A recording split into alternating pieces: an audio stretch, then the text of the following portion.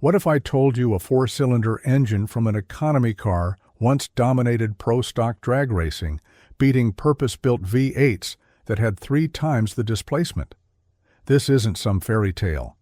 In 1975, an Alabama drag racer named Bill Jenkins took a Chevy Vega engine, the same motor designed for grocery runs and commutes, and transformed it into a 450 horsepower monster that ran 9-second quarter miles.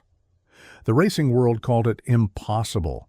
Jenkins called it Tuesday, and picture this. It's 1975, at the NHRA Winter Nationals in Pomona, California. The staging lanes are packed with thundering big block Camaros, Firebirds, and Plymouth Dusters. These are pro stock cars, the fastest naturally aspirated door slammers in drag racing.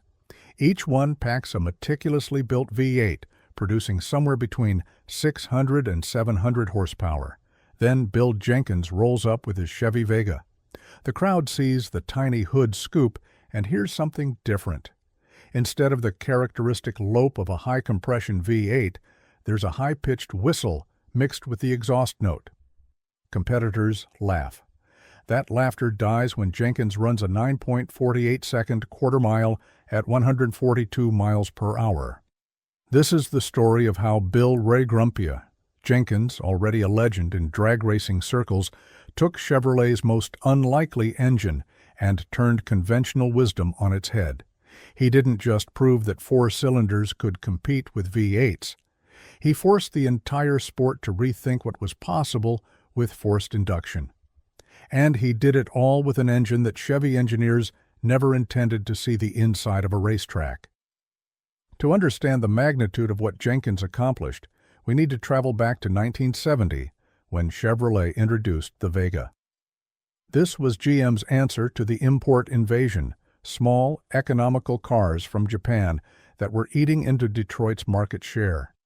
The Vega was supposed to be Chevrolet's world beater in the economy segment, lightweight, efficient, and affordable. The centerpiece of this strategy was an all-new 2.3-liter inline 4-cylinder engine, officially designated the L1121. Now, here's where things get interesting from an engineering perspective. While the Vega itself would go down as one of GM's most problematic vehicles, the engine was actually quite advanced.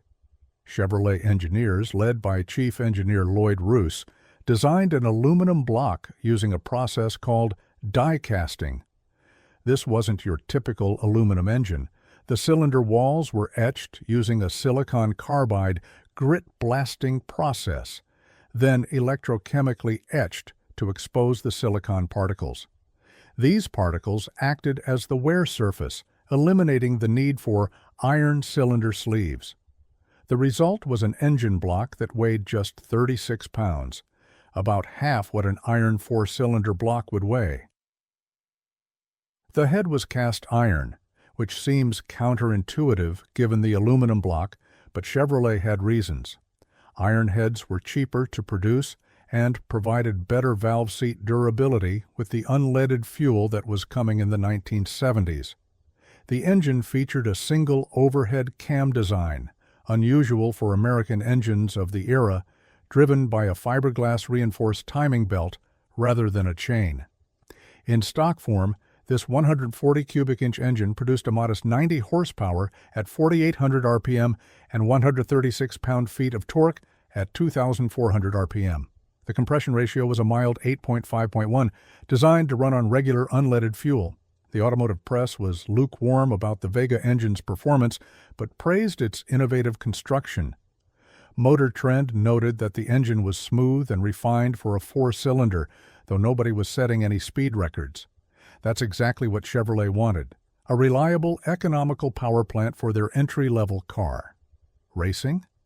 That was what the small block V8 was for, or so everyone thought. Enter Bill Jenkins. By 1975, Jenkins was already royalty in the drag racing world. Born in 1930 in Berwick, Pennsylvania, William Tyler Jenkins earned his Grumpier nickname from his no-nonsense approach to racing and general disdain for glad-handing and small talk. He didn't care about being popular, He cared about being fast. Jenkins had been building and racing Chevrolets since the 1950s, and by the mid-1960s, he was one of the most successful pro stock racers in the country. His Jenkins competition shop in Malvern, Pennsylvania, had become the unofficial skunkworks for Chevrolet's racing efforts. And then Jenkins had a reputation for unconventional thinking. While other racers focused on cubic inches and the brute force, Jenkins obsessed over efficiency. He understood that horsepower was just one part of the equation. Weight, aerodynamics, gearing, and traction all mattered just as much. He'd already proven this philosophy with his small-block Chevy Vegas that competed successfully against big blocks in the early 1970s. But by 1975, Jenkins was looking for something more radical. The problem Jenkins faced was straightforward, but daunting. Pro stock rules had become increasingly restrictive.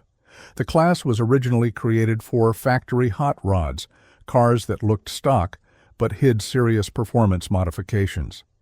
By the mid-1970s, the rules mandated stock wheelbases, stock suspension mounting points, and naturally aspirated engines. No nitrous oxide, no superchargers, and initially, no turbochargers either. But Jenkins noticed something interesting in the rulebook. While forced induction was generally banned, there was an experimental clause that allowed turbocharged engines with a weight penalty. Most racers ignored it. A turbo would add weight and complexity, and the penalty made it seem impossible to be competitive. And then Jenkins saw opportunity where others saw obstacles. He started with a simple question. What if you could make up for the weight penalty by starting with an incredibly light engine? The Vega's aluminum four-cylinder weighed about 350 pounds fully dressed. A competitive small-block V8 weighed nearly 600 pounds. Even with a turbocharger and the mandated weight penalty, Jenkins calculated he could still come out ahead on power-to-weight ratio if he could extract enough horsepower from that little four-cylinder. The foundation of Jenkins' build started with the block itself. The stock Vega engine was never designed for the kind of cylinder pressures Jenkins had in mind.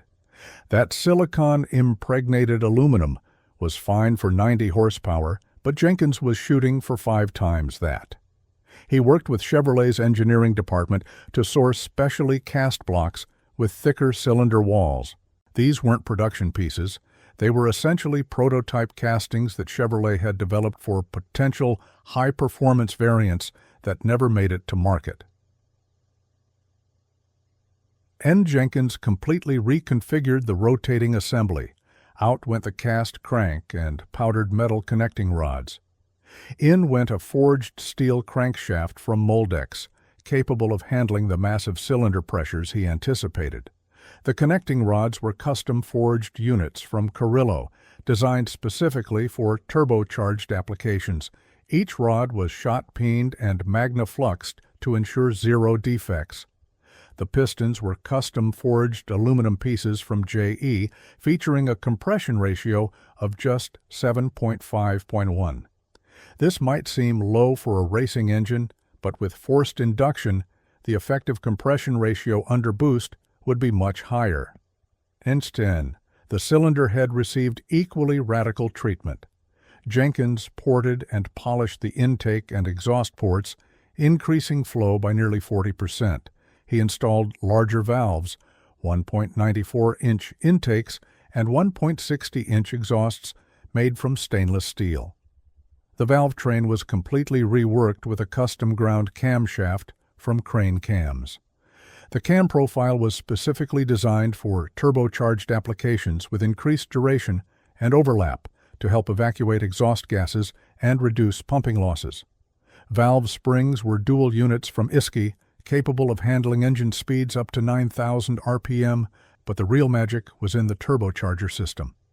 Jenkins selected a Garrett iResearch T04B turbocharger, originally designed for diesel truck applications.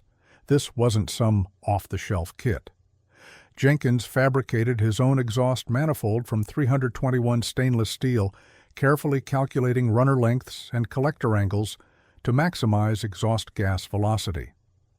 The manifold was a work of art, with smooth transitions and equal-length runners to ensure consistent cylinder scavenging. The turbocharger itself was extensively modified. Jenkins had the turbine housing machined to his specifications, altering the AR ratio to better suit the engine's flow characteristics. The compressor housing was similarly modified, with Jenkins adding an anti-surge port to prevent compressor stall at high boost pressures. The wastegate was set to limit boost to 30 psi, an astronomical figure for 1975.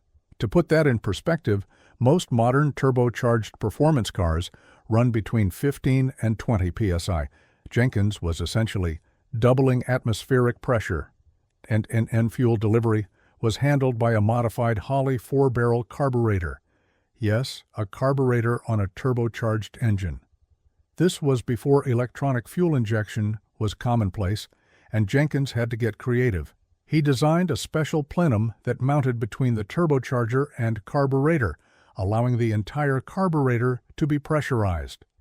This no-blow-through setup required extensive modifications to the carburetor's float bowls, power valves, and accelerator pump to function under boost.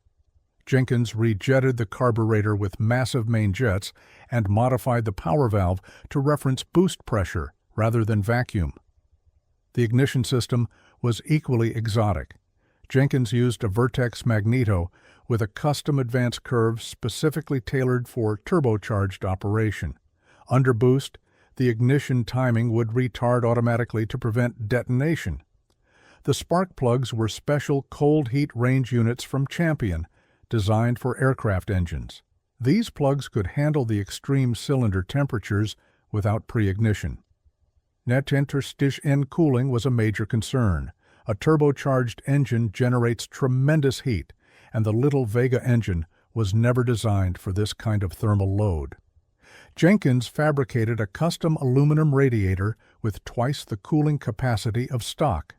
He added an engine oil cooler and a separate transmission fluid cooler. The turbocharger itself had its own oil cooling system, with lines running to a dedicated cooler mounted in the front bumper. The exhaust system was a study in efficiency. After the turbocharger, Jenkins routed the exhaust through a single 3-inch pipe with minimal bends. There was no muffler. Pro stock rules didn't require one, and every bit of back pressure reduction helped the turbo spool faster. The exhaust note was unlike anything else in Pro stock, a high-pitched shriek mixed with the whistle of the turbocharger. Inside the engine, Jenkins paid attention to every detail. The combustion chambers were ceramic-coated to reflect heat and reduce the chance of detonation. The piston tops received the same treatment. The exhaust ports and manifold were also ceramic-coated to keep heat in the exhaust stream, which helped the turbocharger spool more quickly. Every bearing surface was micro-polished to reduce friction. The lubrication system was completely reworked. Jenkins used a dry sump oiling system with an external pump and a 5-gallon oil tank. This setup ensured consistent oil pressure even under the extreme G-forces of drag racing acceleration. The oil itself was a special synthetic blend from Brad Penn, formulated specifically for turbocharged racing engines. It contained additives to handle the extreme temperatures and pressures inside the turbocharger bearings. And yet when Jenkins first fired up the engine on his dyno in Malvern, even he was surprised by the results. The little 4-cylinder was producing 450 horsepower at 8,500 RPM and 380 pound-feet of torque at 6,500 RPM. These numbers were extraordinary. Remember, this was a 140 cubic inch engine.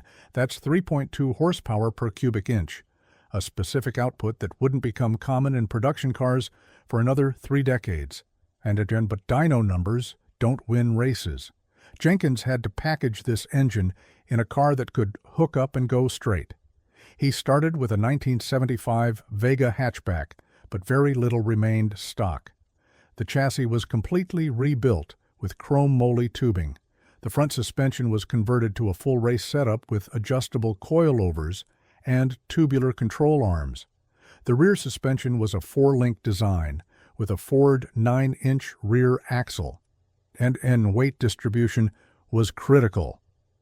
Jenkins mounted the engine as far back in the chassis as the rules allowed. The turbocharger and associated plumbing added weight to the front, so Jenkins relocated the battery to the trunk and used lightweight carbon fiber body panels wherever the rules permitted. The finished car weighed 2,350 pounds with driver, about 300 pounds more than a typical naturally aspirated Vega Pro stock car due to the turbocharger weight penalty. And the transmission was a heavily modified Powerglide 2-speed automatic. Jenkins preferred the Powerglide for its simplicity and light weight. He modified the valve body for instantaneous shifts and installed a transbrake for consistent launches. The torque converter was a custom unit from ATI, designed specifically for the power curve of the turbocharged engine. It would stall at 5,500 RPM, allowing Jenkins to build boost on the starting line. The first competitive outing for the Turbo Vega was at a match race in Alabama in late 1975. Jenkins kept the car under wraps until the last possible moment. When he fired it up in the pits, heads turned. The sound was completely different from anything else in Pro Stock. Instead of the lumpy idle of a high-compression V8, the Turbo Vega had a smooth, almost electric sound, punctuated by the whistle of the turbocharger when Jenkins blipped the throttle. Now on. The starting line, Jenkins's competitors didn't know what to make of it. The Turbo Vega looked like any other Vega Pro stock car from the outside, but when the tree dropped and Jenkins launched, the difference was immediately apparent. The car left hard, and unlike naturally aspirated cars that gradually built speed, the Turbo Vega seemed to accelerate harder the further it went down track. The turbocharger needed time to build boost, but once it did, the power came on like a light switch. Aaron Jenkins' first full pass was a 9.48 at 142 miles per hour. For context, competitive naturally aspirated Pro stock cars were running in the low 9-second range at similar speeds, but they were using engines with 2 to 3 times the displacement. Jenkins had just proven that a turbocharged 4-cylinder could compete at the highest levels of drag racing. The racing establishment didn't know how to react. Some competitors cried foul, arguing that turbochargers were against the spirit of pro stock racing. Others were simply bewildered. How could a 4-cylinder Vega engine compete with their carefully crafted V8s? The answer lay in Jenkins's deep understanding of thermodynamics and efficiency. N2NOSI, naturally aspirated engine, is limited by atmospheric pressure. No matter how well you build it, you can only cram so much air and fuel into the cylinders. But a turbocharged engine breaks this limitation. By pressurizing the intake air, you can effectively double or triple the amount of air entering the engine. More air means more fuel can be burned, which means more power. The small displacement of the Vega engine actually became an advantage. It was easier to fill those small cylinders with pressurized air than it would be to fill the much larger cylinders of a V8 and Jenkins continued to develop the Turbo Vega throughout 1976. He experimented with different turbocharger configurations, trying twin turbo setups and variable geometry turbines. He pushed boost pressures even higher, reaching 35 psi in some configurations. The engine proved remarkably durable, though Jenkins did experience some spectacular failures. One particularly memorable explosion at Gainesville Raceway scattered aluminum shrapnel across 3 lanes and left a crater in the track surface. The NHRA didn't know what to do with Jenkins's creation. The Turbo Vega was legal under the existing rules, but it was clear that turbocharged engines had a significant advantage. Rather than ban turbochargers outright, The NHRA created a separate class for turbocharged pro stock cars. This was both a victory and a defeat for Jenkins. He'd proven his point, but now he'd have to compete against other turbocharged cars rather than embarrassing V8s does. The impact of Jenkins's Turbo Vega extended far beyond drag racing. Detroit engineers took notice. If a turbocharged four-cylinder could make 450 horsepower and compete in pro stock, what could it do in a street car? Within a few years, turbocharged four-cylinders began appearing in production cars. The Porsche 924 Turbo, Saab 99 Turbo, and eventually the Buick Grand National all traced their conceptual roots back to what Jenkins proved on the drag strip, Den Scherch. The technical lessons learned from the Turbo Vega influenced engine development for decades. Jenkins' work with blow-through carburetors helped develop the fuel injection systems that would eventually replace them. His ceramic coating techniques became standard practice in high-performance engines. The metallurgy required to handle 30-plus psi of boost pressure drove advances in piston and connecting rod technology. But perhaps the most significant impact was philosophical. Jenkins proved that there was more than one way to make horsepower. The American mentality of is no replacement for displacement was challenged by the simple physics of forced induction. Efficiency could beat brute force. Engineering could overcome tradition. A thinking man's approach could defeat conventional wisdom. Jenkins himself was characteristically understated about his achievement. In a rare interview with Hot Rod magazine in 1976, he said, everyone thought I was crazy putting a turbocharger on a Vega, but the math worked. If the math works, the car works. It's that simple." When asked if he considered the Turbo Vega his greatest achievement, Jenkins responded, ask me when I'm done racing. I'm not done yet." The original Turbo Vega made only a handful of competitive passes before the rules changes effectively retired it. Jenkins moved on to other projects, continuing to innovate until his death in 2012. But that Vega engine, that weird, unlikely, impossible four-cylinder, had already secured its place in racing history. It was the engine that shouldn't have worked, but did. The economy car motor that beat purpose-built race engines. The four-cylinder that made V8s obsolete, if only for a moment. And today, turbocharged four-cylinders are everywhere. They power everything from economy cars to supercars. The Ford EcoBoost, Honda's VTEC Turbo, and Volkswagen's EA88 all deliver power figures that would have been unthinkable for four cylinders in 1975. Mercedes-AMG's M139 engine makes 416 horsepower from just 2.0 liters, a specific output that exceeds even Jenkins' radical Vega engine. But they all owe a debt to that Alabama drag racer who looked at a Chevy Vega engine and saw potential where everyone else saw problems. And then the racing world has long since accepted forced induction as a legitimate path to performance. Today's pro stock cars still use naturally aspirated engines, but turbocharged cars dominate in pro mod and other classes. The technology Jenkins pioneered with carburetors and mechanical controls has evolved into sophisticated electronic systems with millisecond precise boost control and individual cylinder monitoring. But the fundamental principle remains the same. Use exhaust energy to compress intake air and make power beyond what displacement alone would allow. On this, what made Jenkins' achievement truly remarkable wasn't just the technology, it was the audacity. In 1975, turbochargers were for diesel trucks and exotic European cars, not American drag racers. Four cylinders were for economy, not performance.